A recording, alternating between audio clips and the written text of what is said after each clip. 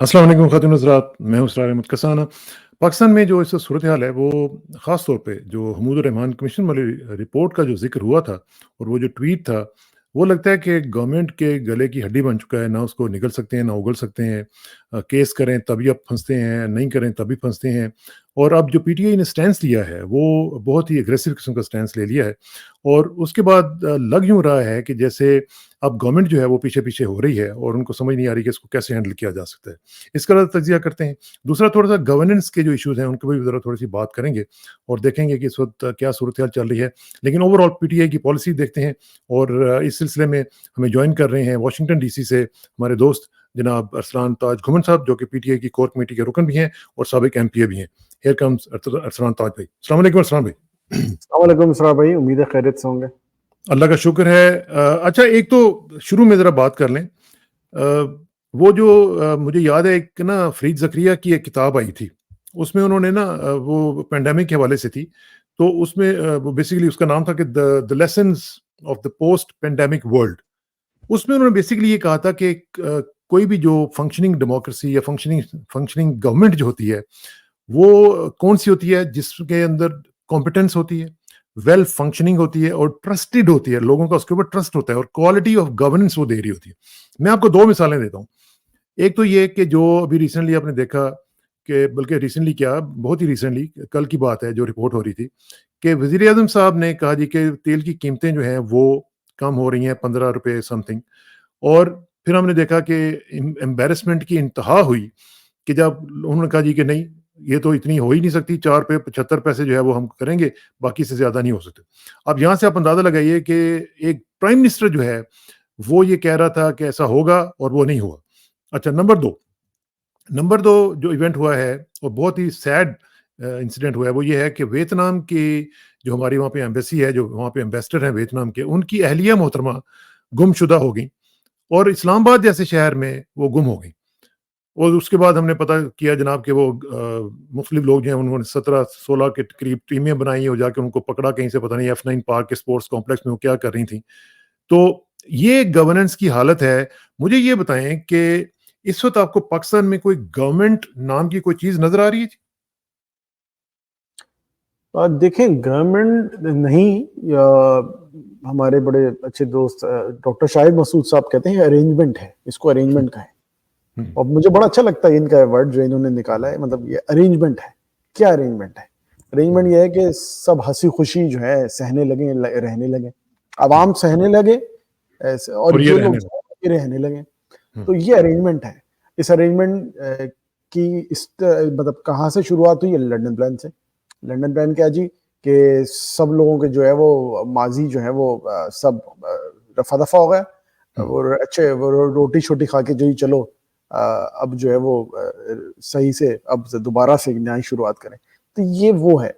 आसिफ जरदारी साहब दुबई में हैं काफी अरसे से, हम्म, और कुछ लोग कह रहे हैं कि जी वो कुछ पता नहीं कोई खिचड़ी बना रहे हैं, कुछ कर रहे हैं, ये कर रहे हैं। नवाज शरीफ साहब जो हैं वो वजीर आजम बनने आए थे, लेकिन वो अपनी पार्टी के सदर बनने पे जो है वो मतलब खुश हैं, हंसी खुशी खुश हैं वो उस पे। आसिम मुनीर साहब जो हैं वो अगले साल एक्सटेंशन ले लेंगे। काजी फाइज ईसा साहब जो है वो उनका बड़ा ही सीधा मामला है कि अगर रिजर्व सीट्स वाला मामला वो कर हम्म। देंगे तो फिर 2/3 अक्सरियत आ जाएगी इनकी, और फिर उसके बाद अमेंडमेंट होगी और काजी फाइज ईसा उनकी भी एक्सटेंशन हो जाएगी। हो जाएगी। तो ये सारा अरेंजमेंट ये है। इसमें अवाम कहाँ है? अवाम कहीं पे भी नहीं है, क्योंकि अवाम के वोट को मुस्तरद किया जा चुका है। और तारीख में इस तरह से मुस्तरद किया गया है कि पहले भी वोट जो है छीने गए, आगे पीछे किए गए, छांगा मांगा बहुत कुछ हुआ।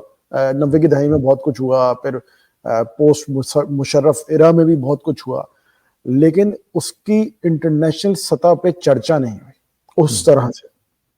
पाकिस्तान की तारीख जब से पाकिस्तान बना, उसमें ये सेकंड टाइम इतनी ज्यादा चर्चा हो रही है। पहली बार तो मुल्की दो लख्त हो गया, और अब जो हाँ, है आप देखें कि इतना अहम मौजू है कि चीफ जस्टिस को एक ब्रिटिश हाई कमिश्नर को जो है वो खत लिखना पड़ गया अपनी वजाहत के लिए। अच्छा, वजाहत क्यों देनी पड़ रही है? कि जी उनके भी फ्लैट फ्लैट है वहां पे, बीबी जी के भी फ्लैट फ्लैट है वहां पे, तो कुछ लोग कह रहे हैं कि जी शायद जहां पे उनके मामलात हैं तो उनको जरा वजाहत देनी पड़ रही है। तो ये सारी अरेंजमेंट है और ये कब तक चलेगी ये देखना है।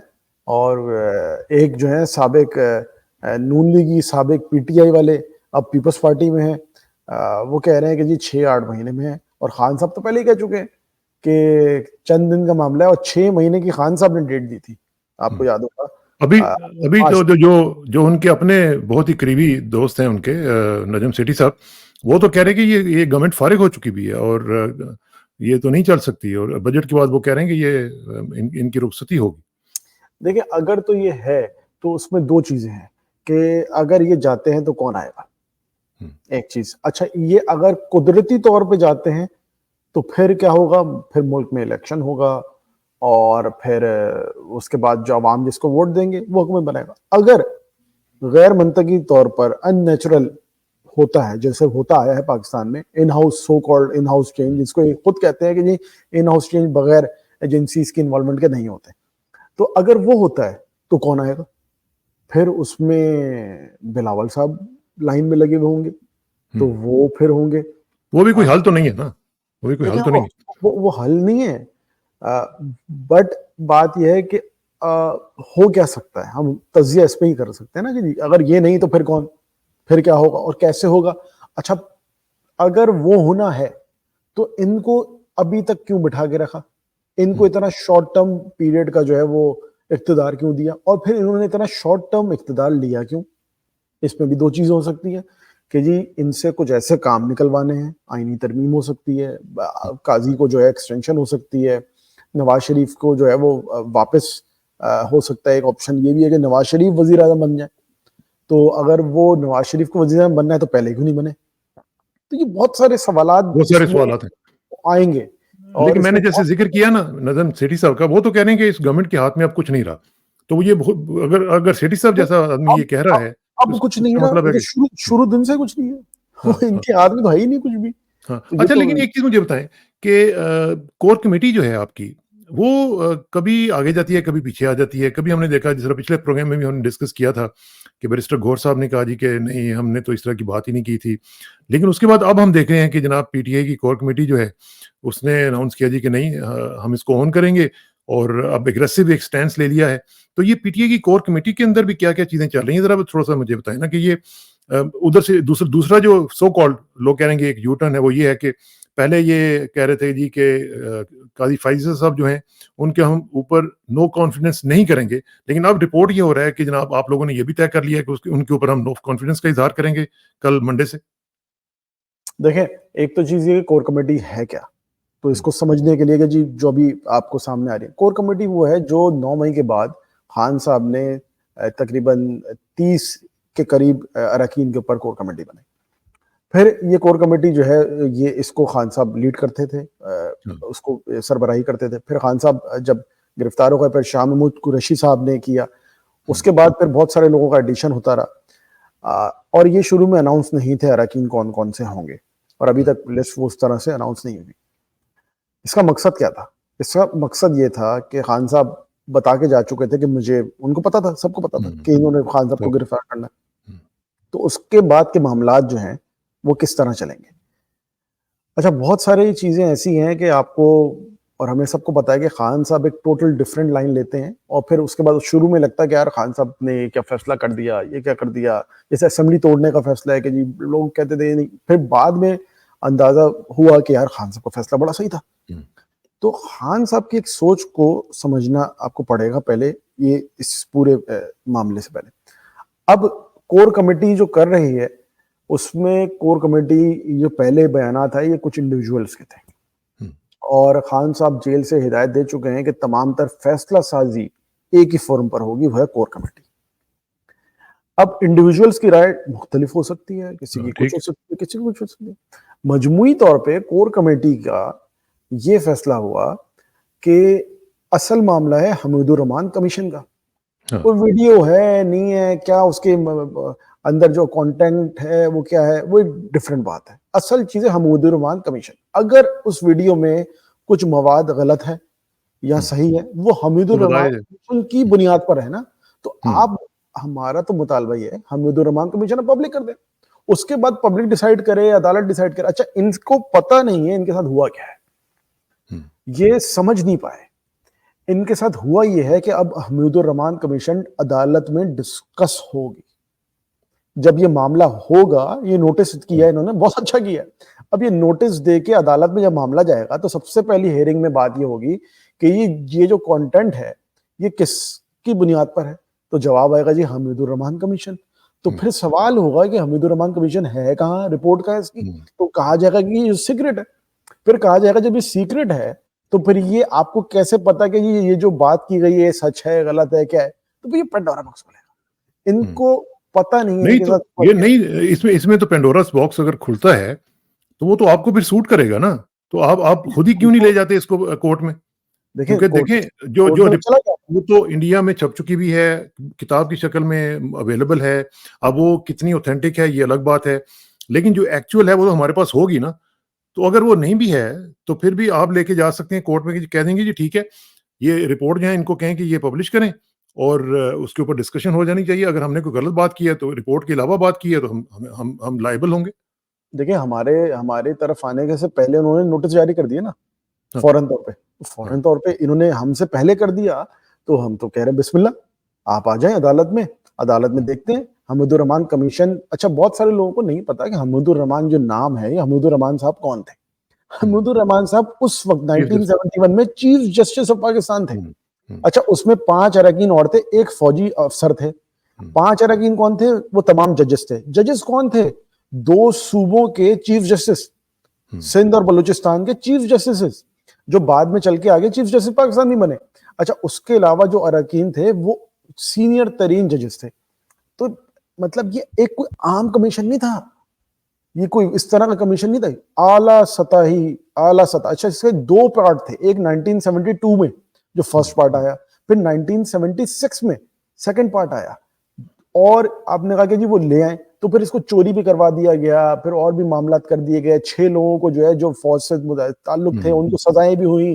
फिर बहुत सारे लोग जो हैं जिनके नाम शो कॉज किए थे, वो जो है वो फिर उनके खिलाफ कोई एक्शन ही नहीं हुआ। बहुत हाँ, कुछ हुआ। शरफ दौर में आ भी गई थी इसकी। लेकिन लेकिन एक हाँ, चीज मुझे बताएं ना कि ये जो हमीदुर रहमान कमीशन के ऊपर जो ट्वीट किया गया था, उसके ऊपर कुछ लोग आपकी पार्टी के कह रहे थे जी कि हम इसको डिलीट करवा देते हैं, और उसके ऊपर गुफ्तगू भी हुई कि हम डिलीट करवाते हैं। लेकिन बाद में बल्कि रऊफ साहब ने तो ये भी कहा जी कि वो कुछ लोग जो अमेरिका में उसको चला रहे हैं, तो हम उसको कह के तो डिलीट करवा देंगे। और थोड़ा सा हमने देखा कि वो अपने स्टैंड से ज़रा पीछे हट रहे हैं। लेकिन अब जो है कोर कमेटी का फैसला जो आया है वो ये है कि नहीं, कोई डिलीट नहीं करेंगे, जो है वो है। अगर कोई गलत है तो वो गलत बता दें हमें कि गलत है, तो हम उसको मान लेंगे। जैसे मैंने पहले कहा कि कुछ अरकान की राय है, उन्होंने पहले दे दी। उसके बाद जब कोर कमेटी की बात हो गई तो सबके ऊपर पाबंदी अब ये कि सबको यही पार्टी का फैसला है। तो अब अब कोई डिलीट शिलीट नहीं होगा। देखिए, डिलीट का तो जवाब बनता ही नहीं ना। किस चीज का डिलीट, क्यों करें डिलीट? और अमेरिका से चले, बर्तानिया से चले, मोजम्बिक से चले, तंजानिया से चले, कहीं से भी चले, इट डजंट मैटर। बात यह है कि है किसका, और वो ओन कर रहा है। और अब कहीं से भी चले, मतलब बहुत सारे जो है वो सरकारी चीजें भी मुल्क से बाहर होती हैं। मतलब ये फजूल बात है ना कि ये कहाँ से चल रहा है, इट डजंट मैटर। और क्यों हाँ, इससे अगर फर्क तो कोई नहीं पड़ता। और अगर चले इसके ऊपर बात भी करेंगे, क्यों चल रहा है भाई? आपने मुल्क में कुछ चलाने के लिए छोड़ा है, तो कुछ ना कुछ तो कहीं और से चलेगा ना, कहीं मैनेज ना कहीं करेंगे, चलेगा ना। हाँ, उन्हें हाँ, चलेगा ना। हाँ, अब आप हाँ, मुल्क में जिसके पास चल रहा होगा उसको आपने उठा लिया था। हमारे साथ हुआ था ना, जो हमारे सिंध और कराची के अकाउंट्स थे उन लोगों को उठा लिया, वो अकाउंट हमसे ले लिए। तो हमने भी तो किसी तरह से अपनी सर्वाइव एग्जिस्टेंस करना है ना। हाँ, सर्वाइव करना है हाँ, ना। तो ऐसा तो नहीं, हाँ, हमारी भी अपनी कोई सिक्योरिटी प्रोटोकॉल्स हैं। और ऐसा नहीं है, बताऊं आपको, कि खान साहब का अकाउंट है तो किसी के भी हाथ में, ऐसा नहीं है। इसके ऊपर बड़ा बहुत संजीदगी से चीजें होती हैं, इसके बड़ा प्रोसेस होता है, लोगों को नहीं पता। मैं सोशल मीडिया टीम का 2009 से पार्ट था, 2014 तक, जब तक मैं इलेक्शन पॉलिटिक्स में नहीं आया। तो मतलब लोगों को नहीं अंदाजा, जिन्होंने ये बयान ऑब्वियसली दिए हैं, ये उनको नहीं एक पता कि रिस्पॉन्सिबल। किस तरह बड़ा बहुत हाँ, रिस्पॉन्सिबिलिटी से काम हाँ, होता है। हाँ। अच्छा, एक चीज़ जो है वो ज़रा मुझे बताएँ कि इसमें एक और डिसीजन जो हुआ है रिसेंटली, वो इमरान खान साहब ने आप जैसे जो जितने भी लोग हैं बाहर, ओवरसीज़ पाकिस्तानीज़, उनको ये कहा है जी कि तैयार हो जाएँ, गियर अप, और प्रोटेस्ट जो है एक कैंपेन के तौर पर शुरू करें, और मुख्तलिफ सेंटर्स जो हैं, वर्ल्ड सेंटर, ग्लोबल सेंटर्स जो हैं, वहाँ पे जाके ह्यूमन राइट्स के हवाले से आप टेक अप करें इस चीज़ को। इसमें आप मुझे बताएँ कि क्या अभी तक डेवलपमेंट हुई है और आप लोग इस बारे में क्या कुछ कर रहे हैं? जी। देखिए, अगले हफ्ते 8 जून को टाइम स्क्वायर न्यूयॉर्क में एक मुजाहरा अनाउंस किया गया है पीटीआई की तरफ से, ओवरसीज जो हमारे चैप्टर है उसकी तरफ से। हाँ। और वहां पर जो है पूरे अमेरिका से, पूरे नॉर्थ एक्चुअली अमेरिका से, कनाडा से, अमेरिका बाकी स्टेट से अमेरिका की लोग आएंगे, मुजाहरा करेंगे, बताएंगे। और अगर कोई कहता है कि जी देखें ये तो मुल्की मामला जो है वो बाहर उठा रहे हैं, तो जरा माजी में चले जाएं, बेनजीर साहिबा भी कहाँ करती थी, नवाज शरीफ साहब कहाँ रहते थे। अच्छा, ये लोग खुद रहते थे वहां पर, लंदन हाँ। में, न्यूयॉर्क में रहते थे, इनकी जायदादें थी वहां पर, और अब कह रहे हैं कि जी ओवरसीज पाकिस्तानी, ओहो आहा क्या कर दिया ये वो लोग, हमें बदनामी। मतलब इस तरह की फजूल हरकतें। पाकिस्तानी यहाँ मौजूद हैं, जहां भी हैं दुनिया भर में, वहां पर वो अपनी राय का इजहार करेंगे। जो ह्यूमन राइट्स वायलेशन, अच्छा पाकिस्तान यूनाइटेड नेशन के तमाम ह्यूमन राइट्स चार्टर्ड पे सिग्नेटरी है, हाँ। हाँ। तो फिर कैसे यूनाइटेड नेशन की जो चार्टर की खिलाफ वर्जी अगर होती है तो फिर लोगों को तो बात करनी पड़ेगी। और इस तरह से बैठे रहेंगे तो फिर पाकिस्तान भी जो है वो तो कोई क्या ये कोऑर्डिनेटेड एफर्ट होगी, या जहां पे भी मुख्तलिफ लोग हैं वहां पे वो अपने अपने तौर पर ये करेंगे, या एक ग्लोबली एक कोऑर्डिनेशन का एक इसमें कोई कैंपेन का सिलसिला होगा? देखें, बाकायदा तौर पर ओवरसीज चैप्टर को जो है वो उसके ज़ेरे इंतजाम होगा। बाकी बहुत सारे लोग अपनी सतह पे भी कर रहे होते हैं, हम कुछ वो पाकिस्तानी कम्युनिटी कर रही होती, जैसे आईएमएफ के बाहर हुआ था, वो पाकिस्तानी कम्युनिटी पीटीआई की तरफ से नहीं था, पीटीआई वाले, मैंने भी शिरकत की थी, बाकी लोगों ने भी शिरकत की थी, बट ठीक है। ये वाले जो प्रोटेस्ट होंगे ये पीटीआई के बैनर के अंडर होंगे। और इसमें हम दावत देंगे तमाम लोगों को, मकतब फिक्र से, जो जो वहां से ताल्लुक रखते हैं। और इसका मकसद वही दो तीन, एक पाकिस्तान में आइन की जो पामाली हो रही है उसको रोकना, पाकिस्तान में ह्यूमन राइट्स की वायलेशन जो हो रही है। अब आप देखें अहमद फरहाद के साथ जो है इन्होंने क्या किया अभी है, तक और इंडिया, उनकी सुना पॉइजन किया गया। इनको आप देखें, इनको इतना एहसास नहीं है कि ये छोटी छोटी चीजें होती हैं जो बड़े बन के फिर बाद में आती हैं, जिन बुल बन जाती हैं चीजें बाद में। वो कश्मीरी है और उसने आवाज उठाई आजाद कश्मीर के ऊपर, और इंडिया ने फौरन से उसको पिक कर लिया और क्या कहा कि जी देखें ये कश्मीरी शायर को जो है वो उठा के इस तरह कर दिया, जो कि हकीकत है। और ऊपर से ये भी कह रहे हैं कि कश्मीर जो एक फॉरेन टेरिटरी है। अब देखें ना, उस तरह से, मतलब ये इनको संजीदगी का एहसास नहीं है जो इकदाम कर रहे हैं। और मुझे नहीं लगता कि इनको एहसास होगा भी। अब अल्लाह ताला ही इनको करा सकता है एहसास, वरना जो इनका माजी है उसमें तो नहीं। अच्छा, एक आखिर में ये मुझे जरा बताएं कि ये जो अब जो काजी फायज ईसा साहब हैं, उन्होंने तो अब हियरिंग शुरू करनी है, तो क्या अब वाकईतन, क्योंकि मुझे ये पता चला था कि जो पीटीआई के वकील हैं सिद्दीकी साहब, उन्होंने कहा था जी कि अगर आपने नो कॉन्फिडेंस उनके ऊपर करना है तो मैं फिर आपका केस नहीं लड़ सकता। लेकिन अब आप लोगों ने मेरे ख्याल तय कर लिया है कि उनके ऊपर नो कॉन्फिडेंस किया जाएगा और इसी तरह उसको टेकअप किया जाएगा। तो क्या अब ये एक टसल की सूरत में आप जाएंगे, या क्या होगा, किस तरीके से आप इसको टेकअप करेंगे? देखें, ये बड़ा अहम सवाल है और आपने पहले कहा तो मैं मिस कर गया। कोर कमेटी में इसका फैसला हो चुका है कि हम जा रहे हैं, और उसकी ये नहीं कि जी हमें उनकी शक्ल पसंद नहीं है या फिर हमारा माजी में जो मामला रहा है। हमारा बड़ा बुनियादी सा मसला है, वो ये है कि जी कन्फ्लिक्ट पैदा हो रहा है। इस कन्फ्लिक्ट की सूरत में काजी फैज ईसा साहब लेंगे एक्सटेंशन, और अगर उसके वो बेनिफिशरी हैं इस केस के, और जिसके हवाले से वो कॉन्फ्लिक्ट ऑफ इंटरेस्ट हो गया, बेनिफिशरी आ गया ना, जो अगर इस फैसले का बेनिफिशरी, और बेनिफिशरी किस तरह से, हमें क्यों लग रहा है, खदशा क्यों हो रहा है, उन्होंने खुद खत लिख दिया और मंजर आम पर आ गया उनका खत, जिसमें वो कह रहे हैं कि जी रिजर्व सीट वाला बल्ले का फैसला जो है बिल्कुल ठीक था। तो अगर आपने वैसे ही अपना एक स्टांस ले लिया है, जबकि वो जेरे समात है केस, वो केस जेरे समात है और आप पब्लिकली जाके स्टांस ले रहे हैं, इसका मतलब आपका बनता नहीं है फिर बैठना काजी फैज ईसा का। और काजी फैज ईसा के ऊपर तो ये, जब वो जज, सुप्रीम कोर्ट के जज थे, चीफ जस्टिस नहीं थे, वो उस वक्त इनके ऊपर फैसला आया हुआ है, जो कि पाबंदी अभी भी उसके ऊपर इत्तलाक होती है कि आप इससे रिलेटेड केस नहीं सुन सकते। तो अभी भी ये सुन रहे हैं। और आप देखेंगे पिछली बार जो 2 हियरिंग्स हुई नैब वाले केस में, इन्होंने लाइव स्ट्रीम नहीं किया। जहां पीटीए का मामला आता है लाइव स्ट्रीम नहीं करते। वो भी बायस था। अब इस तरह की एग्जांपल सामने रख के हम बात कर रहे हैं, वरना हमें काजी फैज ईसा साहब की कोई पर्सनैलिटी से कोई मसला नहीं। अच्छा, आखिर में एक आखिर में पूरा मुकम्मल आखिर वाला क्वेश्चन वो ये है कि ये जो अब सूरत है, ये जो बनती हुई मुझे नजर आ रही है, इसमें तो मुझे ये लग रहा है कि कोई, जिस तरह पहले हम सोच रहे थे कि शायद कोई मुफाहमत का सिलसिला जो है वो आगे बढ़ेगा, लेकिन मुझे लगता है कि जैसे पीटीआई ने या इमरान खान साहब ने ये तय कर लिया है कि अब मुफाहमत खत्म हो गई और अब मुज़ाहमत होगी। देखिए, मुज़ाहमत तो उनकी तरफ से जारी है, सामने वाली पार्टी की तरफ से, और अगर अब मुफाहिमत करनी है तो पहल उनको करनी पड़ेगी। पहल हमारी तरफ से क्या होगी? हम तो वैसे भी बैठे हुए, हम तो भुगत रहे हैं, हम इससे ज्यादा क्या करेंगे? कोई कह रहा था कि जी खान साहब पे 2-3 मुकदमात और बन जाएंगे, तो दूसरे शख्स ने कहा भाई 200 पहले से बने 203 हो जाएंगे। तो 200 पहले से हैं तो 203 हो जाएंगे, 204 हो जाएंगे, क्या फर्क पड़ेगा?